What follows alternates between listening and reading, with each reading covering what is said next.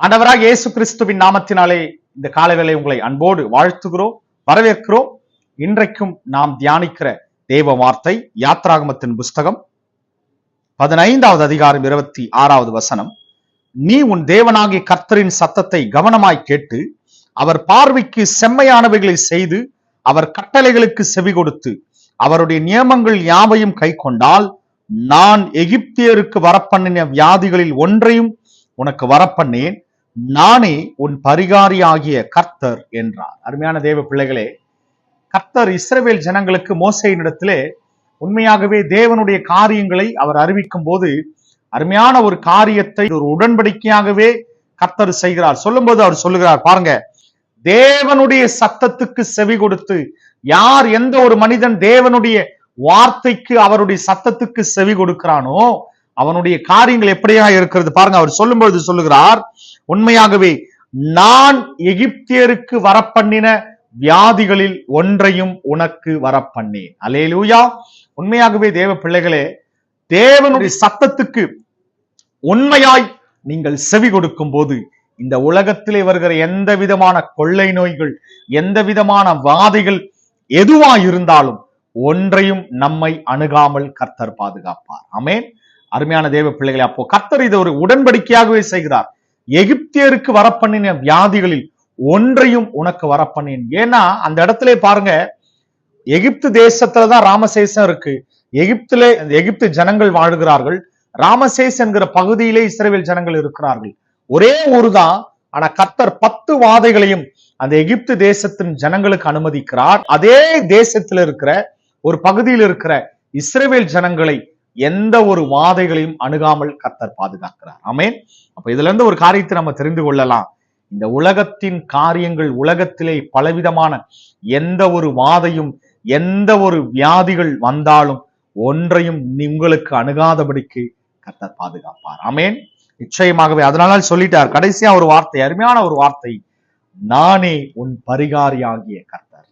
உலகத்துல நமக்கு ஒரு பரிகாரியாகிய ஒரு கடவுள் இருக்கிறார் என்றால் உண்மையாகவே நம்முடைய தேவனாகிய கர்த்தர். நிச்சயமாகவே தேவ பிள்ளைகளே, நானே உன் பரிகாரியாகிய கர்த்தர். அவர் தான் சொல்ற. பரிகாரினா என்ன சொல்லுவாங்க? நல்ல ஒரு அருமையான ஒரு தமிழ் வார்த்தை. பரிகாரி அப்படின்னா டாக்டர், நல்ல ஒரு வைத்தியர், அந்த பரிகாரத்தை செய்பவர். உண்மையாகவே 2000 வருடங்களுக்கு முன்பாக ஆண்டவராய் இயேசு கிறிஸ்து சிலுவையிலே அவருடைய இரத்தத்தை சிந்தி எல்லா பரிகாரத்தையும் அவர் செய்து முடித்து விட்டார். ஆமென்.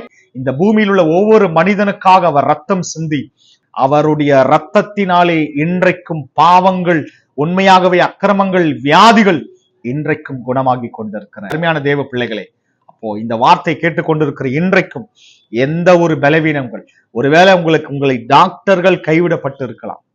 இன்னும் கொஞ்ச நாள் தான் இந்த உலகத்துல நீங்க உயிரோடு இருக்க போறீங்க.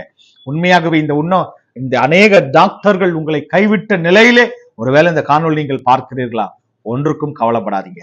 எந்த டாக்டர் கைவிட்டாலும் சரி, அந்த பரலோகத்தின் டாக்டர் ஒரு நாளும் உங்களை கைவிடுகிற தேவன் அல்ல. ஆமென். இன்றைக்கு அவர் உங்களோடு பேசி கொண்டிருக்கிறார். இன்றைக்கு அவர் உங்களோடு சொல்லுகிறார், எதற்கும் பயப்படாதீங்க, அவரே உங்கள் பரிகாரியாகிய கர்த்தர். இவர் பாருங்க, இவருடைய இரத்தத்தினாலே குணமாக்க முடியாத, அவருடைய நாமத்தினாலே குணமாக்க முடியாத வியாதிகள் என்று ஒன்றுமே கிடையாது. ஆமென். விசுவாசிக்கிறீங்களா? இந்த காலவேளை விசுவாசிக்கிறீங்களா? விசுவாசித்தால் நீ தேவனுடைய மகிமையை காண்பாய். அருமையான தேவ பிள்ளைகளே, இன்றைக்கும் நீங்க சொல்லுங்க, இயேசுவே நீங்க தான் எங்க பரிகாரி, எங்க டாக்டர் நீங்க தான்ப்பா அப்படின்னு சொல்லுங்க. இன்றைக்கு என்னோடு சேர்ந்து ஜெபிப்பீர்களா? உங்களுக்காக நான் ஜெபிக்கிறேன். தகப்பனே, அருமையான பிள்ளைகளுக்காக நான் ஜெபிக்கிறேன். கர்த்தருடைய வார்த்தையை சொன்னது போல என்னுடைய சத்தத்துக்கு செவி கொடுத்து என்னுடைய வார்த்தைகளை கேட்டு உண்மையாய் நடக்கிற மனிதன் எவனோ அவனுக்கு எகிப்தியருக்கு வரப்பண்ணின வியாதிகளில் ஒன்றையும் உனக்கு வரப்பண்ணேன், நானே உன் பரிகாரியாகிய கர்த்தர் என்று வாக்குத்தத்தம் செய்திருக்கிற உண்மையான நல்ல தேவனை உம்மை துதிக்கிறோம்.